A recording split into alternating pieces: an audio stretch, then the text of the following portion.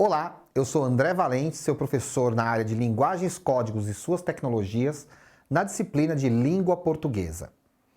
Na aula de hoje, falaremos sobre a literatura e a identidade brasileira. De que maneira a literatura ajudou a construir a identidade brasileira? A literatura ainda tem esse papel? De que literatura estamos falando? Essas e outras questões veremos aqui. Vamos lá? Para começar, quando nós falamos de literatura, nós não estamos falando de obras individuais, nós não estamos falando de autores de forma individual. E não estamos falando só de autores e obras. Quando falamos de literatura, nós estamos falando de um sistema. Aquilo que nós podemos chamar de sistema literário. Então, o sistema literário ele é formado principalmente por textos, claro. Literatura significa escrita, significa texto.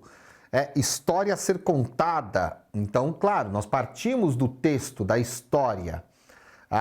E esse texto, ele tem uma forma e um conteúdo. Então, esse texto pode estar escrito em prosa ou em verso. Então, nós partimos disso. Prosa ou verso. Existem outras formas também, nós vamos ver que surgiram outras formas aí, mas nós vamos iniciar a partir daqui, do convencional, que é prosa ou verso. Além disso, esse texto ele tem também uma linguagem. O que significa isso? Significa nós falarmos em um léxico, esse texto ele tem um conjunto de palavras que fazem parte desse texto. Ele tem uma sintaxe, ou seja, a maneira como os versos são escritos ou como os parágrafos são escritos, as frases, as relações entre as palavras também são muito importantes quando eu estou analisando um texto literário. E ele tem uma semântica, que é o sentido das palavras, das frases, das orações, enfim. E do próprio texto em si. Nós sabemos que quando falamos de literatura, nós estamos falando de uma linguagem que está no sentido figurado, não no sentido literal. Então, isso é o texto, ele tem essa forma. Além de uma forma, o texto ele tem também um conteúdo, que são as ideias que estão dentro desse texto, ou seja, os temas sobre os quais aquele texto fala, do que fala esse texto, quais são os temas que estão dentro dessa história, os discursos, e aí qual que é a diferença aí? O texto, quando a gente fala de texto, quando a gente fala de frase, de enunciado, a gente está falando da estrutura que eu pronuncio, que eu escrevo. Quando a gente fala de discurso, nós estamos falando de um conjunto que tem sentido em uma determinada situação. Isso é um discurso. E todo texto tem discursos explícitos ou implícitos. Então, quando nós analisamos, lemos um texto literário, é importante ficarmos atentos a quais os discursos que estão naquele texto. E ele tem também vozes. Como assim vozes, Em um texto literário, nós temos ali vozes que estão falando com a gente. Então nós temos as vozes do autor do texto, a voz do autor do texto, o que ele pensa está colocado ali de alguma maneira. Se ele retrata personagens, figuras, tipos sociais, se ele está tratando de um problema da sociedade, de uma questão social, nós temos as vozes que falam por meio dos personagens, que falam por meio das situações que estão acontecendo, do narrador, de personagens principais e secundários. Então, as vozes que estão dentro de um texto. Então, nós vamos partir do texto. Bom, esse texto ele não brotou do nada. Esse texto ele existe porque existe uma pessoa que criou esse texto. Essa pessoa pode ser conhecida ou não. Então, quando nós estamos analisando um texto literário, a autoria é muito importante. Por isso que eu falo em autoria e não em autor ou autora. Por quê? Porque mais importante do que a pessoa que está escrevendo é o ato dessa pessoa escrever. Então, isso é a autoria do texto. Tá? Então, quando nós estamos lendo um texto ou ouvindo uma história, uma música, porque aqui quando nós falamos de texto literário, eu estou pensando em um conto, um romance, uma crônica, um poema, mas eu também estou pensando numa letra de música. Eu também estou pensando numa historinha contada por alguém que é contador de história, nos contos de fadas e nas histórias que são contadas no dia a dia, nas lendas, nos mitos, nas histórias que acompanham a nossa vida. Tá? Então, essas histórias todas, esses textos todos, as letras de música popular, aquelas que fazem parte daquilo que nós chamamos de folclore, da cultura popular histórica, tradicional, as músicas que nós ouvimos hoje e que estão aí nas plataformas, enfim, tudo isso tem uma autoria. Então nós temos que nos perguntar, quem escreveu? Como eu disse, muitas vezes a autoria é desconhecida. Por exemplo, nós não sabemos quem criou a música Atirei o Pau no Gato. Nós não sabemos. Mas ouvindo essa música, nós conseguimos deduzir algumas coisas sobre essa autoria. Por exemplo, nós conseguimos deduzir que essa pessoa, ela não vive no tempo atual. E por que a gente consegue deduzir isso mesmo sem ter ideia de quem era essa pessoa? A gente não sabe nada dela, mas a gente consegue deduzir que ela não vive no tempo atual. Porque no tempo atual nós sabemos que uma pessoa que compõe uma música como essa sofreria aquilo que nós chamamos de cancelamento na sociedade. Como é que alguém compõe uma música para ser ensinada para as crianças que brinca com uma violência contra um animal? Atirei o pau no gato, mas o gato não morreu. Quer dizer, eu atirei o pau com a intenção de matar o gato, mas ele não morreu? Então é por isso que as pessoas muitas vezes param para pensar sobre músicas que fazem parte da nossa tradição, sobre piadas que fazem parte da nossa tradição, sobre histórias, filmes, novelas, livros que fazem parte da nossa tradição, mas que hoje, de repente, a gente precisa pensar muito se a gente vai continuar repetindo essas músicas, essas histórias. Por quê? Porque elas podiam fazer parte de um momento e fizeram sentido em um determinado momento. Mas hoje elas já não fazem tanto sentido assim para nós, ou o sentido que elas fazem é diferente. Então, não é ruim pensar sobre essas coisas. Então, quando nós pensamos em um texto, nós temos que pensar quem escreveu. Para quem essa pessoa escreveu? Quem escreveu, escreveu para quem? E sobre quem ela escreveu? Sobre o que ela quer falar? Outra coisa, nós temos que também nos perguntarmos por que essa pessoa escreveu ou criou essa história. Qual era o seu intuito? E para que ela escreveu? Qual era a sua finalidade? Onde ela queria chegar? Qual foi o motivo que ela escreveu e onde ela queria chegar com isso? Muitas vezes essas informações são mais difíceis da gente encontrar, mas o texto em geral nos traz algum tipo de pista sobre isso.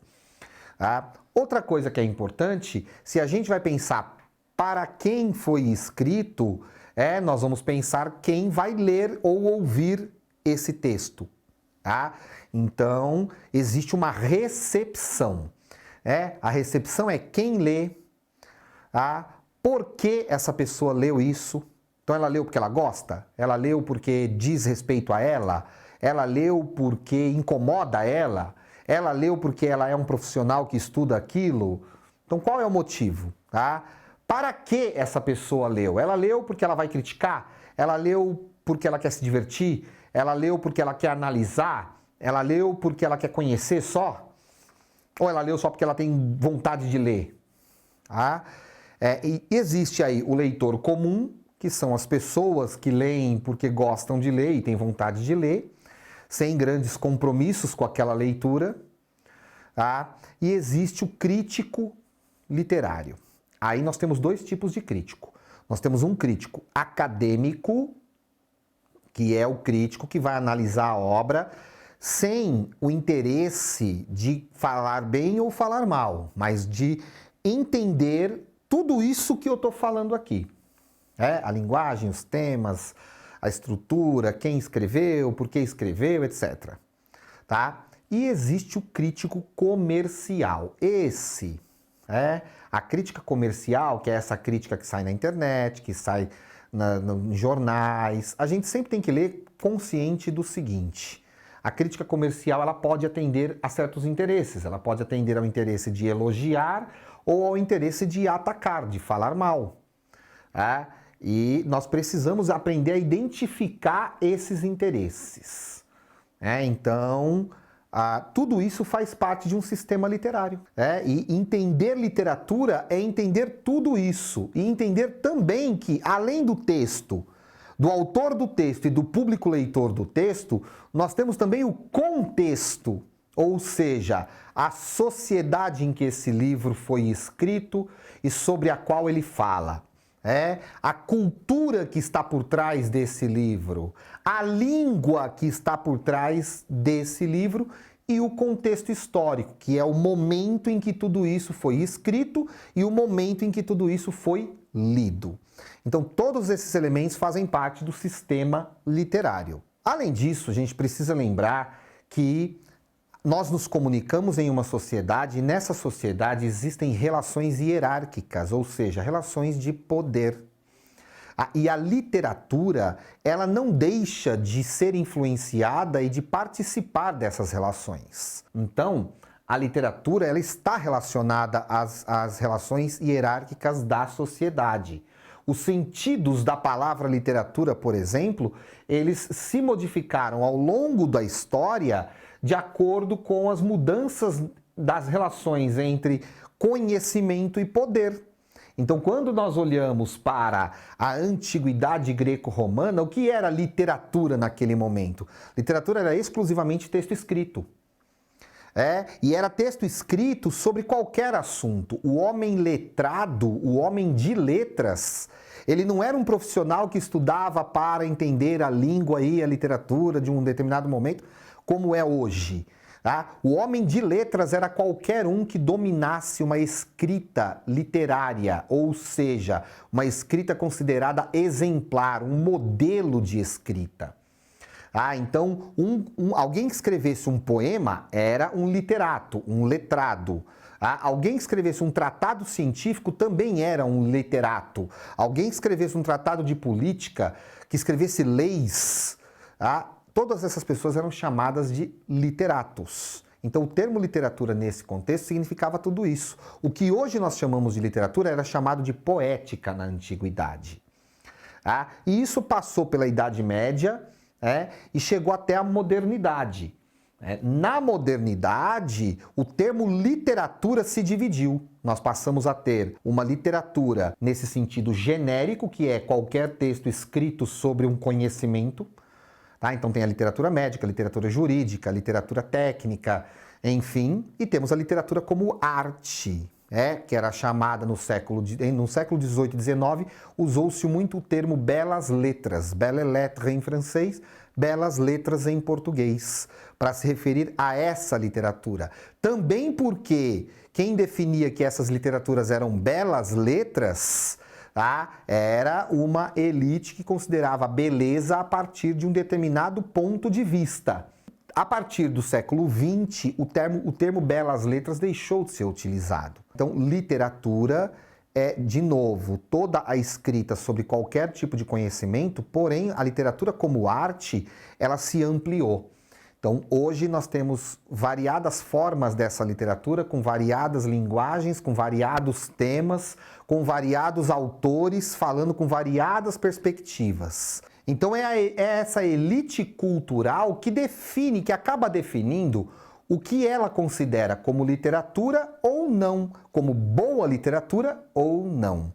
E como essa elite, é quem tem a voz, é quem é ouvida e é quem é seguida como modelo, isso acaba sendo considerado pela sociedade também o que é literatura e o que é boa literatura ou não.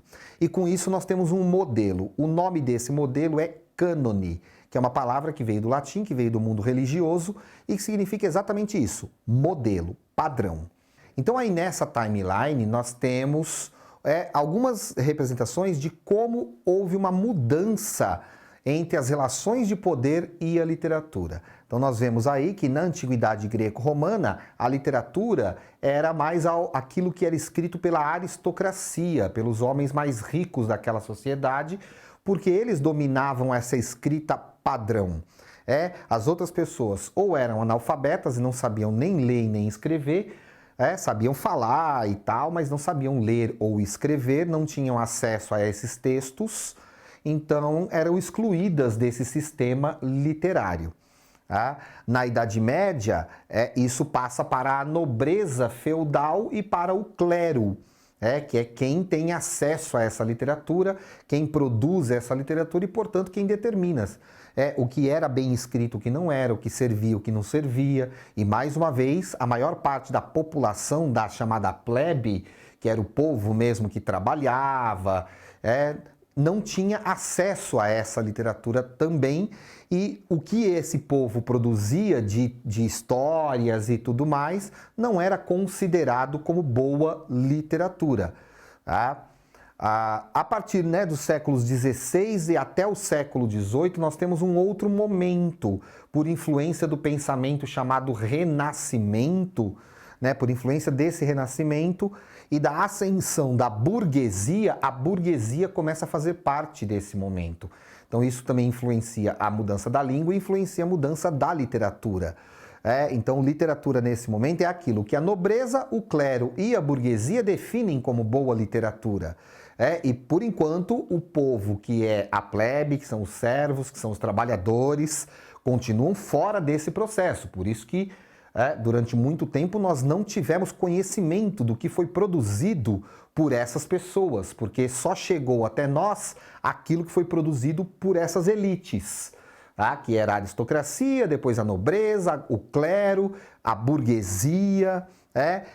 A partir do século XIX começa a haver uma popularização da literatura, por meio primeiro dos jornais, depois dos livros. Porque a partir do século XIX, com a Revolução Industrial, nós temos uma maior produção de livros. Há também um aumento da alfabetização dos trabalhadores para poderem trabalhar nas fábricas, nas indústrias que estavam surgindo, e automaticamente a literatura também vai chegando mais próximo, vai fazendo parte da vida dessas pessoas. O modelo ainda é elitizado, mas já começa a se popularizar. As pessoas começam a ter mais contato com essa literatura e a fazerem parte mais desse sistema. Então nós temos uma burguesia, nós temos os acadêmicos chamados liberais, que são aqueles que não são trabalhadores proletários, são os advogados, são os engenheiros, os médicos, que não eram exatamente proletários, mas também não eram exatamente a elite, a burguesia. Mas tinham alfabetização, tinham formação acadêmica e podiam ler e escrever também esses textos que eram considerados literatura. Os conservadores e os anticapitalistas, que não, cuidado, não confundir, o anticapitalista não necessariamente é o comunista. Nós tínhamos os socialistas, mas nós tínhamos também os sociais-democratas e os anarquistas. São essas três correntes, basicamente, claro, que vão formar essa elite cultural anticapitalista ainda no século XIX, na segunda metade do século XIX. Então, ainda é uma elite cultural, ainda não é a população trabalhadora que está produzindo esses textos. Quem fazia parte da população trabalhadora, geralmente o que essas pessoas escreviam, contavam, ainda não estava fazendo parte dessa literatura. E só no século XX é que a gente começa a ter uma mudança. A partir da década de 1930, a gente começa a ter uma maior popularização. Os trabalhadores vão sendo cada vez mais alfabetizados, escolarizados, e além disso, a literatura passa a ser considerada importante nas escolas. Então ela começa a ser ensinada nas escolas, ela começa a ser também comercializada, divulgada através do próprio cinema, através do rádio, da televisão, a partir da década de 50, e aos poucos ela vai chegando mais próxima de nós até chegarmos aos dias de hoje com a internet. Tá? Então nós vamos tendo aí uma literatura que começa, inclusive, quanto mais gente vai participando desse sistema, o que começa a acontecer? Se nós temos trabalhadores, se nós passamos a ter gente mais engajada politicamente a discutir os problemas da sociedade, a literatura começa também a fazer esse papel. Então, a partir do século XX, nós começamos a ter uma literatura que começa a contestar, por exemplo, os valores da elite, da burguesia, da sociedade capitalista, começa a questionar os problemas da sociedade, começa a uma literatura mais engajada em discutir esses problemas, e uma literatura mais popular, com uma linguagem diferente, com temas diferentes, com autores diferentes, e nós começamos a ter mudança no sistema literário. Então, hoje, quando nós pensamos em literatura, nós estamos falando de um sistema que é quase que infinito, em que nós temos acadêmicos, uma elite cultural, uma elite econômica que produz a sua arte também, escreve os seus textos também, mas nós temos os jovens das periferias com os seus poemas, com os seus saraus, participando dos slams de poesia, escrevendo seus textos na internet, fazendo vídeos, divulgando a sua literatura também. Então, o sistema literário foi se tornando cada vez mais diversificado, cada vez mais amplo e cada vez mais rico com isso também. E chegamos ao final dessa nossa aula. Espero que você tenha gostado, aproveitado, dá uma olhadinha no Saiba Mais, que tem mais conteúdo para você. Bons estudos e até a próxima aula.